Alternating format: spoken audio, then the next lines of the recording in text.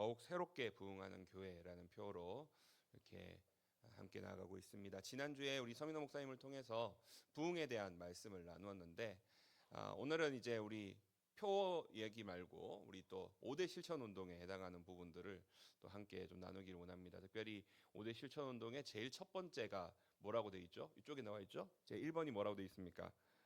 공예배 출석에 힘쓰기 운동. 예.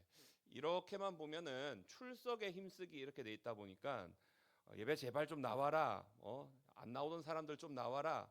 뭐 이렇게 읽힐 수도 있겠습니다만 오늘은 우리가 예배에 대한 어떤 의미들이 무엇인지를 좀 말씀 속에서 함께 나눌 수 있기를 원합니다. 자, 우리 사진을 하나 보여주실까요? 우리 좀 최신 트렌드에 민감하신 분들은 이게 뭔 사진인지 아실 겁니다. 예.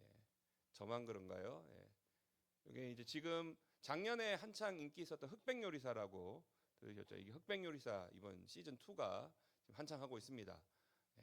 화요일 날 마지막 회가 공개가 되면 저도 지금 재밌게 보고 있는데 마지막 회가 공개가 되면 이제 우승자가 가려질 텐데 사실은 이제 지난 시즌하고 이번 시즌에 하면서 셰프들을 많이 이렇게 보게 되는데 이제 뭐 그냥 얼핏 들어갔던 뭐 미슐랭이라고 하는 미슐랭이라고 혹시 들어보셨습니까? 미슐랭 하니까 발음이 좀 이런 그런 뭔가 좀 있어 보이는데 우리 그 타이어 회사 알죠? 미쉐린이라고는 들어보셨죠? 미쉐린을 이제 프랑스 발음으로 하면 미슐랭 이렇게 되는 겁니다. 그러니까 뭐 더 있어 보이는 것처럼 느껴지지만 똑같은 말인데요. 그 타이어 회사에서 자동차 여행을 하면서 이제 가볼 만한 식당, 가볼 만한 레스토랑 그렇게 해가지고 가이드를 만든 게 유명한 이제 미슐랭 가이드, 미쉐린 가이드라고도 부르는데 미슐랭 가이드의 별을 이제 하나 따냐, 두 개를 따냐, 세 개를 따냐 이 별 개수에 따라서 굉장히 그 등급이 나눠집니다. 여기 이제 나온 사람들 중에 까만 옷 입고 있는 사람들, 흑수저라고 하는 사람들은 미슐랭 스타가 아닌데도 이분들의 식당만 가더라도 뭐 보통 한 20만 원 한 끼예요. 여러 사람 말고 한 사람 1인당 20만 원. 별로 안 놀라시네요. 저는 가격 보고 깜짝 놀랐었는데 뭐 그 정도 되고 미슐랭 스타를 하나 땄다. 뭐 한 30만 원. 두 개다. 뭐 40만 원, 50만 원. 세 개다. 부르는 게 값입니다. 뭐 지금 우리나라에서 제일 유명한 뭐 민글랭인가? 뭐 거기가 한 70만 원, 80만 원 정도 되는 걸로 알고 있는데 예. 와, 예. 살면서 그런데 한번 가볼까 싶은 생각이 드는데 별로 갈 일이 없을 것 같긴 해요. 외국의 이태리 같은 데 있는 제가 유튜브로 한번 그 이태리에 있는 미슐랭 3스타 레스토랑에 이제 강 탐방기를 영상으로 이렇게 찍은 걸 보여주던데 거기는 이제 기본이 100 몇십만 원, 130만 원인가 그 정도 되는데 옵션이 뭐 이것저것 붙어요. 옵션이 붙는 게 뭐 무슨 뭐 와인을 뭘 먹고 막 이런 게 저런 게 붙으면 거기서 두 배가 돼 버리더라고요. 200만 원, 300만 원까지도 넘어가던데 야, 밥 한 끼 먹으려고 그렇게까지 하나? 네. 모르겠습니다. 뭐 그들만의 세계가 있겠죠. 그런데 굉장히 뭐 멋있어 보이고 화려하게 보이는 이 셰프들이 사실은 거의 뭐 기본 12시간 정도를 법정 노동 시간이 하루 8시간으로 원래 알고 있는데 하루 평균 12시간 정도를 주방에서 열심히 뜨거운 불 앞에서 일을 한다고 합니다. 수백 명의 손님을 위한 요리를 하는데 이들이 이제 만지는 재료가 우리가 뭐 어지간해서는 뭐 한 번 구경할까 말까 한 그런 재료들도 많고요. 뭐 최고 한우라든지 뭐 저는 트러플 오일 정도만 이제 보지 우리 트러플 이렇게 막 이렇게 많이 있고 이런 거 별로 못 보잖아요. 뭐 캐비어, 뭐 랍스터 진짜 뭐 최고급 재료들을 다 다루면서 하루 12시간을 불 앞에서 뜨겁게 요리를 합니다. 보통 이제 한 11시, 12시 이때쯤 이제 영업을 마치게 되는데 요리사들이 그러면 밥은 언제 먹을까요? 밥을 언제 먹을까요? 중간에도 일하는 중간에도 식사를 하긴 하는데 이제 일을 다 마치고 11시, 12시가 되고 나면 그때 이제 겨우 좀 끼니를 제대로 된 식사라고 할 수 있을지는 모르겠습니다만 밥을 먹는데 하루 종일 진짜 고급 재료들 이 냄새 뭐 맛도 조금씩은 보겠죠. 그러다 보니까 그 냄새들에 찌들어 가지고 입맛을 잃어버립니다. 그러니까 맛있는 게 안 느껴지는 거예요. 그래서 그냥 식은 빵 쪼가리를 먹는다든지, 뭐 한국 그 셰프들 보니까 그렇게 좋은 거 다 12시간 동안 봐놓고 일 다 끝나고 나서 집에 가서 라면 끓여 먹는다고 하더라고요. 진짜 아이러니지 않습니까? 그래서 이걸 가리켜서 뭐라고 부르냐면 스타빙 셰프라는 단어를 씁니다. 뭐 영어로 돼 있으니까 뭐 멋있어 보이지만 별거 아닙니다. 굶주리는 요리사, 굶주리는 요리사. 요리사가 그렇게 좋은 재료들, 음식들을 눈앞에 두고도 결국은 이렇게 굶주리고 있는 현실이 있더라는 것입니다. 정말로 먹어야 될 때 못 먹고 채워져야 될 때 못 채워지는 이런 현상들. 그래서 결과적으로는 이 요리를 하는 거에 있어 가지고도 이제 흔히 말하는 번아웃이라고 하죠.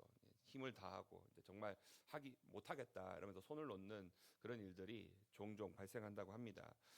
2026년 대한민국 통계청 자료를 보니까 우리나라 청년이라고 하면 20대, 30대를 주로 가리키는데 청년 20대 30대의 3명 중에 1명이 3명 중에 1명이 이 번아웃을 경험한다고 합니다. 그런데 뭐 이거는 이제 일반적인 청년들의 통계인데 뭐 꼭 청년들이 아니더라도 교회에서는 어떨까요? 여러분 교회에서는 어떤 것 같습니까? 특히나 우리 청년들 같은 경우에는 이런 번아웃 현상들을 종종 보게 되는데 왜 이렇게 번아웃 되는 현상들이 생길까? 아까 셰프들이 그렇죠.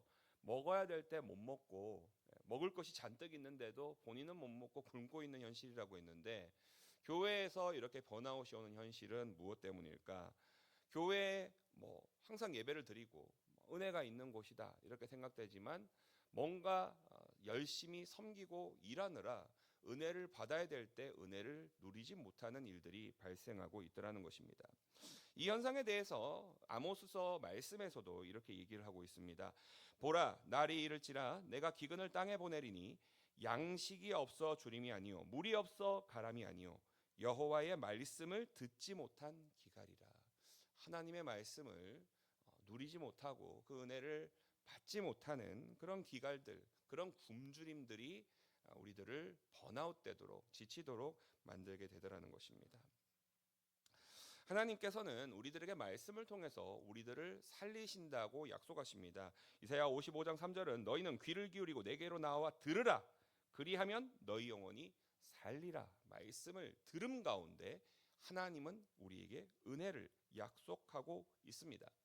오늘 말씀 가운데서 이 말씀을 들어야 되는 정말 절박한 어떤 필요가 있음에도 불구하고 다른 것들 때문에 이 은혜를 누리지 못하는 한 여인을 우리는 발견하게 됩니다. 이 마르다에 대해서 오늘 우리가 함께 살펴보면서 마르다의 모습 속에서 우리들의 모습은 혹시나 있지 않은지 우리 스스로를 돌아볼 수 있기를 원합니다.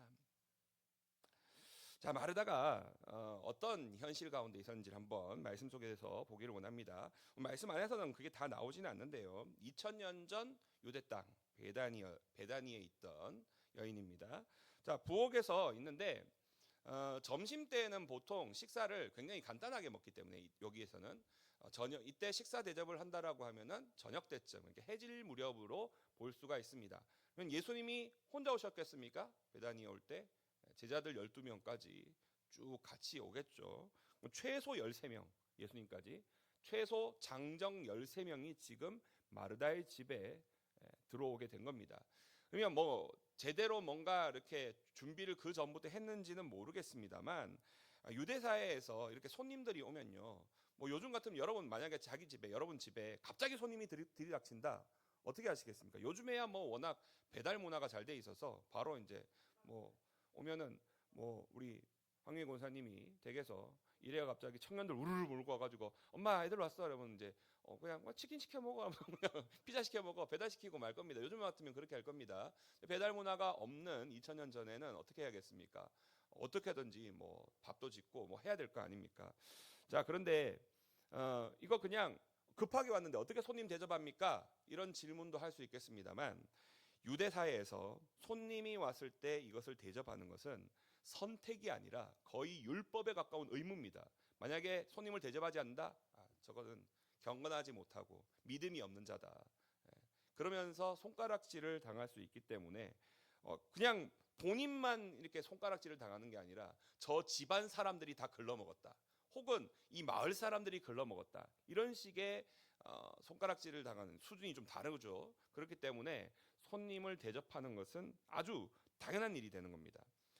이 마르다가 지금 13명, 장정 13명. 와, 여러분 장정 13명 이게 뭐 상상이 되십니까?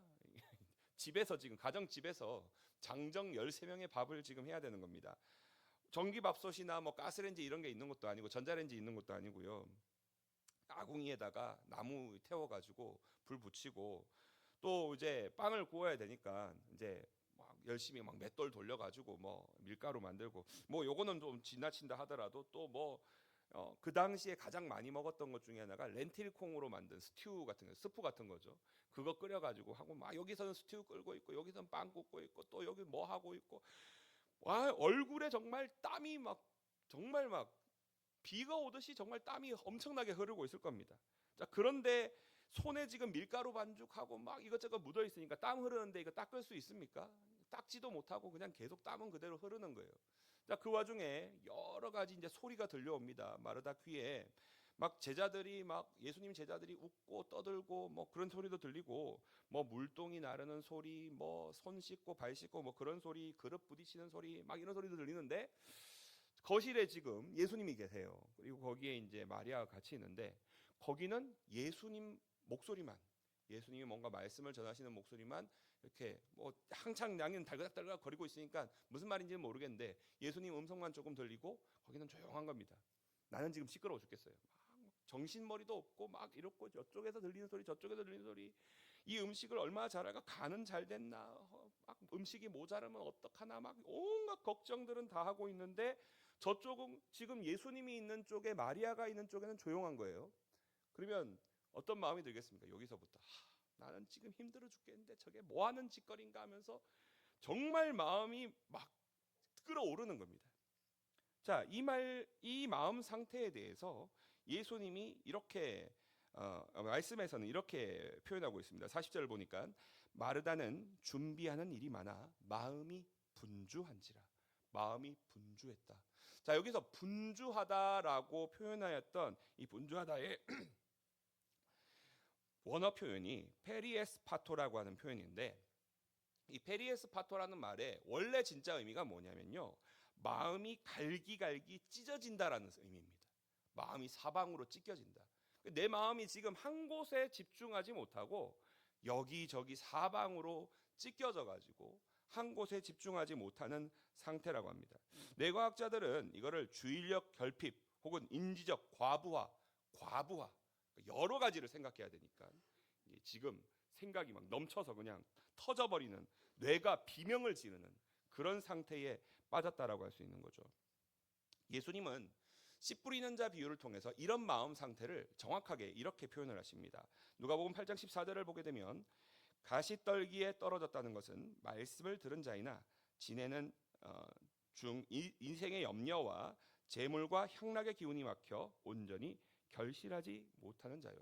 염려 때문에 말씀의 씨앗이 심어졌음에도 불구하고 열매를 맺지 못하는 상황. 싹은 났지만 씨가 심겨지고 싹은 났지만 가시떨기 염려 때문에 어떤 열매를 맺을 수 없는 상태라고 말하고 있습니다. 여러분들 어떻습니까? 여기 지금 예배에 나오셨는데 지금 예배에 잘 집중하고 계십니까? 말씀 잘 듣고 계신가요? 여러분들 표정을 보면은 대부분은 정말 잘 집중하고 계신 것 같습니다. 근데 이제 어떤 분들은 보면은 고개를 이렇게 숙인 분들도 있고 어떤 분들은 보면 초점이 약간 멍하게 이렇게 계신 분도 있고 어떤 분은 이제 살짝 눈을 감고 주무시는 건 아닐 거라고 믿습니다. 기도하고 있을 거라고 생각하는데 뭐 그런 분도 계시고요. 여러 가지 모습이 있습니다만 겉으로 보이는 모습과 다르게 또 집중해서 보는 것 같으면서도 아침에 나올 때 가스불 껐나? 보일러 끄고 나왔나? 아까 그거 라이트 안 끈 것 같은데 뭐 온갖 생각들이 이제 막 넘치는 겁니다. 내일 회의하는데 그 회의 때 자료 준비를 어떻게 하지? 그 후임을 혼내줘야 되는데 어떡하지? 막 이런 온갖 생각들이 다 차 있지는 않냐는 겁니다. 이런 염려와 이런 생각들이 우리가 예배로 나옴에 있어서 예배에 집중하는데 어마어마한 방해가 되는 가시떨기와 같은 거라고 할 수 있습니다. 그래서 우리 마음이 어떻게 된다고요? 갈기갈기 찢겨진 상태가 된다는 겁니다. 자, 이런 갈기갈기 찢겨진 마르다의 마음 상태가 그냥 내가 마음이 찢겨졌으니까 아유 나 뭐 어떻게 뭐 이게 체념이 아니라 보통 이렇게 되면은 어떻게 됩니까? 아까 제가 과부하가 오면 어떻게 된다고 했죠? 폭발한다라고 했죠. 마르다가 폭발을 해버립니다. 자, 그러면서 짜증 섞인 말투로 예수님에게 바로 얘기합니다. 뭐라고 합니까? 주여, 내 동생이 나 혼자 일하게 두는 것을 생각하지 아니하시나이까? 그를 명하사 나를 도와주라 하소서. 굉장히 순하게 번역을 했습니다. 마음의 소리를 그대로 하면요, 저 기집애 저거 일도 안 하고 저렇게 앉아 있는데 예수님 뭐 하는 거예요? 빨리 나 도와서 일 시키라고 해야지. 예? 예수님 그냥 가만히 그냥 두고만 보실 거예요. 예수님도 너무하시네 진짜. 막 이런 마음들이 여기에 막 차고 넘치는 거예요. 짜증을 막 내고 있는 겁니다. 하지만 이 짜증은 사실은 단순한 짜증일까? 사실 마르다의 진짜 마음은 뭐겠습니까? 일하고 싶겠어요? 일하고 싶지 않죠, 사실은. 일하는 것보다 자기도 마리아처럼 예수님의 말씀 듣고 싶습니다. 그 말씀을 귀 기울여 듣고 그 말씀에 좀 은혜 받고 싶은 그런 마음들이 가득하다라는 겁니다. 그러니까 사실은 이런 식으로 말하고 싶은 거죠. 주님, 저도 마리아처럼 은혜 받고 싶다고요. 그런데 여기 지금 저한테 있는 일들이 나를 놔주지를 않습니다. 감옥 같다고요. 분주함의 감옥에 지금 제가 갇혀 있습니다. 저를 여기서 좀 꺼내주세요. 이런 표현을 하고 있습니다. 여러분, 이런 상태에 대해서 시편 기자는 이렇게 얘기합니다. 너희는 일찍이 일어나고 늦게 누우며 수고의 떡을 먹음이 헛되도다. 열심히 일하고 수고하는데 정작 누려야 될 은혜와 정작 내가 가져야 될 걸 못 가지고 있으니까 그 수고들이 다 헛되게 이어지게 되는 겁니다. 교회에서 사실은 이런 모습들이 종종 발생하게 됩니다. 우리 아까 찬양팀도 새생명 찬양팀도 있고 우리 할렐루야도 있습니다만 여러 모양으로 이렇게 섬기다 보면은 뭘 해야 된다 뭐 그런 것들에 갇혀 있다 보면은 이 예배에 집중하지 못하고 또 말씀에 집중하지 못하는 상황들이 생기게 되더라는 겁니다. 그래서 사실 저는 좀 안 입었으면 좋겠어요. 뭔가 이렇게 입고 있으면 괜히 내가 예배자로서 앉아 있는 것보다 찬양대로서 찬양함이 우선인 것처럼 느껴져서 저는 개인적으로는 앞에 나와서 할 때는 모르겠는데 앉으셨을 때는 벗으셨으면 좋겠어요. 예. 아니, 우리가 이 자리에 나와 있는 목적이 무엇입니까? 찬양 물론 중요하죠. 찬양대로 찬양하는 거 필요 없다는 말이 아닙니다. 그런데 우리가 하나님 앞에 예배하러 와서 하나님께 은혜 받는 것이 우선이지 않습니까? 그런데 그것보다는 막 찬양하는 게 우선이고, 여러분 시간을 교회에서 보내는 거 생각해 보시면 여러분들 제가 연습하는 시간을 가만히 보거든요. 제가 유치부 마치고 가만히 나오면 그때쯤부터 연습 시작합니다. 10시예요. 10시부터 연습 시작하십니다. 그리고 마치고 또 연습하시죠. 여러분 예배 시간하고 연습 시간하고 어느 게 더 깁니까? 자, 제가 그게 필요 없다는 말을 드리는 게 아니라 우리가 조금 더 우리에게 조금 더 필요한 시간, 우리에게 조금 더 중요한 시간이 뭔지를 우리가 좀 생각을 하자는 의미입니다. 예수님은 마르다에 대해서 야단을 치지 않으십니다. 그리고 거기에 대해서 진단을 내주시고 살 길이 무엇인지를 열어주고 있습니다. 마리아는 이 좋은 편을 택하였으니 빼앗기지 아니하리라. 너 자꾸 그렇게 하지 마, 이렇게 책망하는 게 아니라는 겁니다. 마리아가 하고 있는 행위가 정말로 중요한 일들을 하고 있다는 것, 너도 사실은 원래 이렇게 해야 된다는 것들을 이야기하고 있는 거죠. 여러분, 우리 비행기를 타게 되면 비행기 안전 수칙 중에 산소 마스크와 관련된 수칙이 있습니다. 이제 안내가 할 때 기내에 산소 압력이 떨어지면 마스크가 내려옵니다. 이때 그 다음 말을 주의해서 잘 들으시기 바랍니다. 노약자나 어린이를 돕기 전에 반드시 보호자가 먼저 마스크를 착용하십시오. 산소 마스크가 내려와서 산소가 이제 필요한 기내 압력 때문에 산소가 필요해서 산소 마스크를 쓰는데 노약자나 어린이들을 먼저 배려해서 그들에게 씌워주는 게 아니라 내가 보호자가 되는 사람이 먼저 쓰라고 합니다. 얼핏 들으면 이게 뭐냐, 약자를 더 배려해야 되는 거 아니냐 이런 생각이 들 수 있는데 아닙니다. 먼저 보호자 되는 사람들이 먼저 산소 마스크를 착용하고 먼저 살아야 됩니다.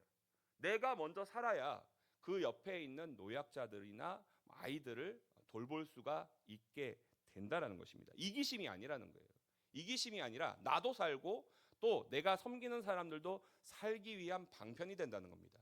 예배를 위한 섬김도 역시 마찬가지입니다. 우리가 예배를 위해서 섬기고 있는데 정작 내가 예배의 은혜를 누리지 못하고 예배에 집중하지 못한다고 한다면 내가 무슨 찬양을 하고 뭐 안내를 하고 뭐 설거지를 하고 주방에서 일을 하고 뭐 주차 안내를 하고 뭘 하더라도 그것이 나도 못 살지만 내가 섬기는 사람들도 살리지 못할 수가 있다라고 하는 사실입니다.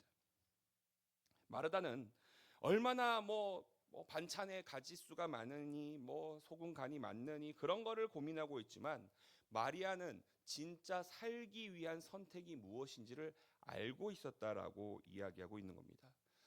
예배는 사실은 우리가 뭔가를 해야 된다라고 하는 의식에서 벗어나야 되는 자리입니다.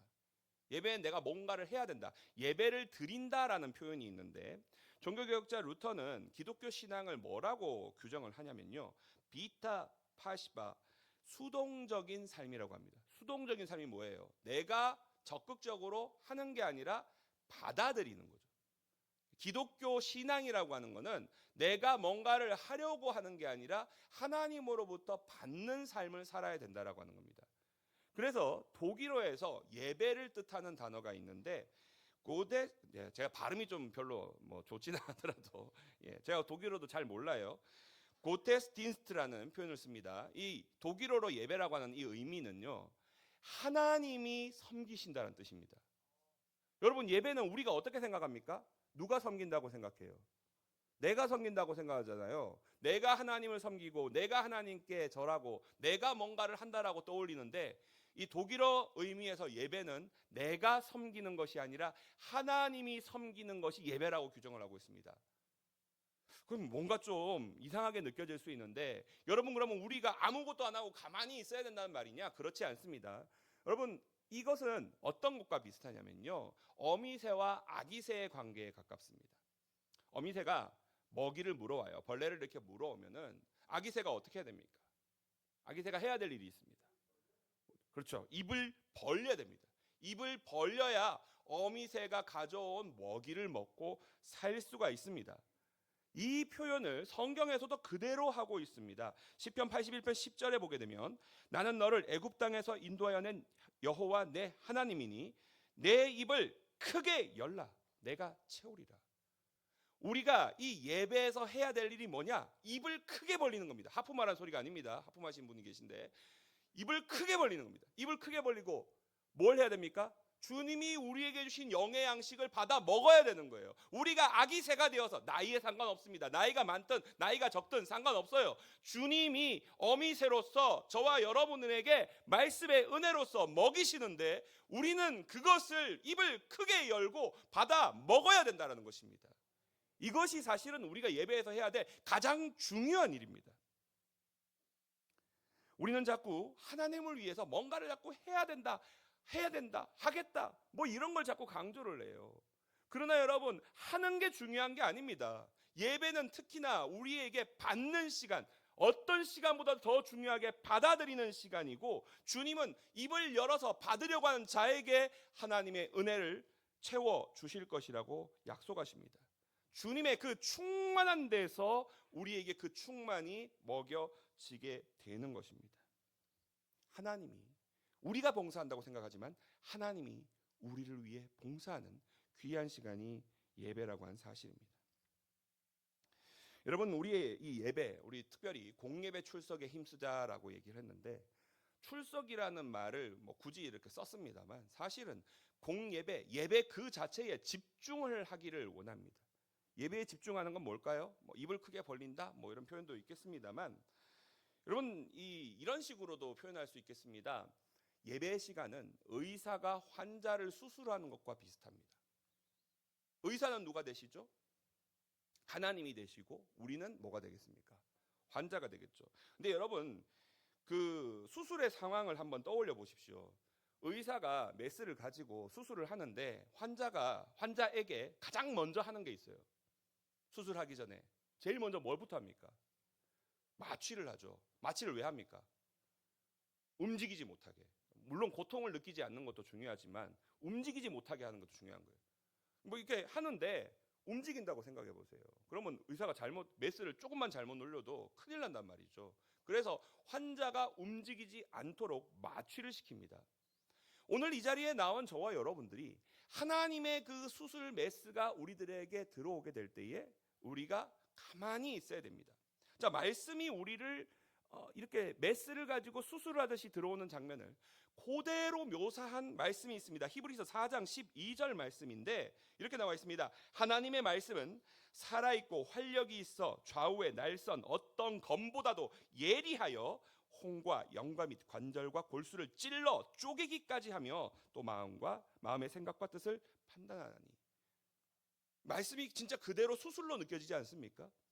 예리한 날이 서 있는 메스 같은 그 말씀이 주님이 우리를 수술을 해서 우리를 변화시키고 우리 안에 은혜를 채워 공급하게 되는 겁니다. 그때 우리들은 마치 마취된 환자처럼 가만히 있어야 되는 겁니다. 가만히 있어야 되는 거예요.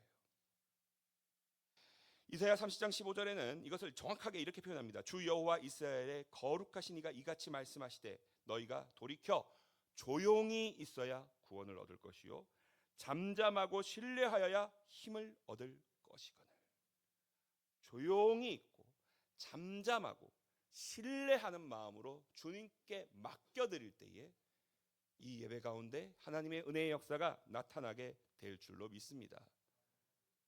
마치 물에 빠진 사람을 구할 때도 구조대원이 막 그렇게 몸부림칠 때는 안 구해요. 힘이 빠지고 가만히 있을 때 그를 데리고 나오게 됩니다. 하나님의 역사가 이처럼 나타나게 된다라는 사실입니다. 여러분, 우리의 노력을 내려놓을 수 있기를 원합니다.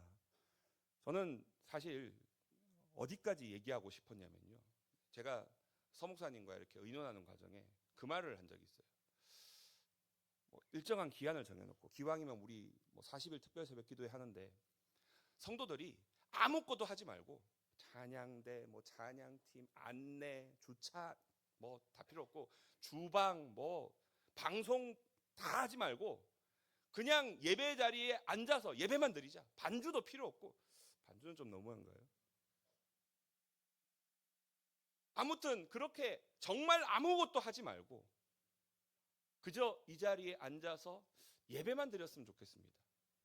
제가 금방도 얘기하면서 반주는 좀 그런가 이런 식으로 얘기했잖아요. 그런 식으로 따지기 시작하니까 이것도 빠지면 그렇고 저거는 빠지면 그렇고 또 누구는 빠지는데 누구는 하고 그러면 뭔가 형평성의 문제는 생기는 것 같고, 그래서 이걸 하자 이런 말들은 제가 못 드렸습니다만 제 마음은 그래요. 저와 여러분들이 이 예배 자리에 나와서 하나님께 은혜 받기만을 집중하기를 원합니다. 찬양대 와서 악보를 언제 펴야 되고 와가지고 음정 박자를 맞추는 거 그런 것이 그거 다 내려놓고 다 필요 없다는 말이 아닙니다. 우리에게 정말 중요하고 필요한 건 뭐라고요? 그게 아니라 예배에서 하나님의 은혜를 받는 거 아닙니까? 여러분, 가만히 있는 것, 거룩한 멈춤으로 가는 것이 바로 우리의 예배 자리인 줄로 믿습니다. 하나님이 멈춰서 정지하여서 스탑, 그 사람에게, 그 영혼에게 하나님이 찾아오시고 말씀의 능력으로 우리를 먹이시고 채우시고 살려주실 줄로 믿습니다. 그것이 바로 마르다가 아닌 마리아가 택한 것이었습니다. 저와 여러분들이 뭔가를 해야 된다, 섬겨야 된다라고 하는 마르다의 이 부엌으로부터 벗어나서 말씀을 듣고 말씀의 은혜를 온전히 누리기 원하는 마리아의 발치로 갈 수 있기를 원합니다. 그때에 정말 예배를 통해서 우리 활천제일교회가 놀랍도록 사랑하는 진정한 부흥의 역사가 나타나게 될 줄로 믿습니다. 저와 여러분들이 이 모든 은혜의 역사들을 함께 체험하고 함께 걸어갈 수 있기를 소망합니다. 기도하겠습니다. 고마우신 아버지 하나님 감사를 드립니다. 주의 자녀를 사랑해 주시고 우리를 예배자로 부르셨습니다. 예배의 자리 가운데 하나님은 우리에게 놀라운 은혜를 더해 주시고 우리를 채워 주시겠노라고 약속해 주셨는데 우리는 무언가를 해야 되지는 않을까? 혹은 세상의 어떠한 염려들로 예배에 집중하고 있지는 못한 모습으로 나아가고 있지는 않습니까? 주여, 우리의 이러한 모습을 용서하여 주시고 우리를 긍휼히 여겨 주시고 모든 염려로부터, 분주함으로부터, 마음의 찢어짐으로부터 벗어나 하나님께만 집중하는 가장 좋은 길을 선택하게 하여 주시옵소서. 주님께 예배드린 가운데 각 영혼이 하나님 안에서 진정한 은혜를 경험하며 살아나고 또 우리 활천제일교회가 예배의 온전한 능력으로 일어설 수 있을 줄로 믿습니다. 2026년 더욱 새롭게 부흥하는 교회로 우리가 나아가기를 원할 때에 가장 먼저 이 부흥의 역사, 회복의 역사가 하나님 주님께서 우리에게 허락하신 예배의 시간을 통해 나타나게 하여 주시옵소서. 우리 구주 예수 그리스도의 이름으로 기도드립니다. 아멘.